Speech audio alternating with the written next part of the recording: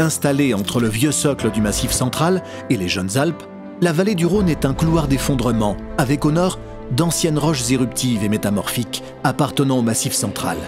Le granit, les gneiss et les micaschistes sont à l'origine de sols constitués d'arènes, formant des versants viticoles particulièrement vertigineux.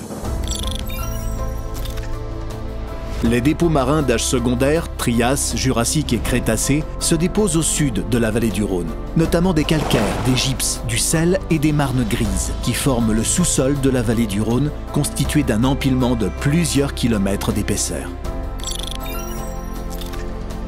À la fin du Tertiaire, pendant le Miocène, entre -24 et -7 millions d'années, la mise en place des Alpes accentue l'affaissement de la vallée, qui sépare désormais le Massif central des Alpes. La mer Miocène reçoit et brasse des sables que les débris de coquilles viennent enrichir. À cette époque-là, le Ventoux, les dentelles de Montmirail et le Luberon sont des îles. À la fin du Miocène, les Alpes se mettent en place de façon définitive. La plaque africaine vient heurter la plaque ibérique, ce qui ferme le détroit de Gibraltar. La Méditerranée s'assèche, creusant des vallées. La vallée du Rhône devient un vrai canyon, à l'image du Colorado. Mais cet événement, aussi brutal soit-il, a une fin. Gibraltar se réouvre. La mer envahit tout l'espace méditerranéen.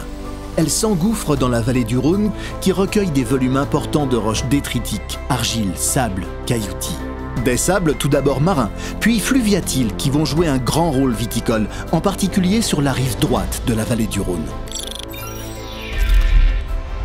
Enfin, au Quaternaire, le Rhône et ses affluents, l'Isère, la Drôme, l'Ardèche, le Gardon, l'Aigle, l'Ouvèze, la Cèze, la Durance, déposent leurs alluvions caillouteuses sous forme de terrasses, dont la superficie est immense et sur des épaisseurs quelquefois importantes.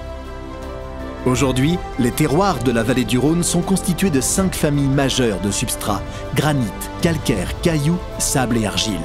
Ces familles de roches-mères jouent un rôle essentiel dans la régulation de l'alimentation en eau de la vigne. Elles contribuent à donner leur structure et leurs arômes au vin de cette vallée.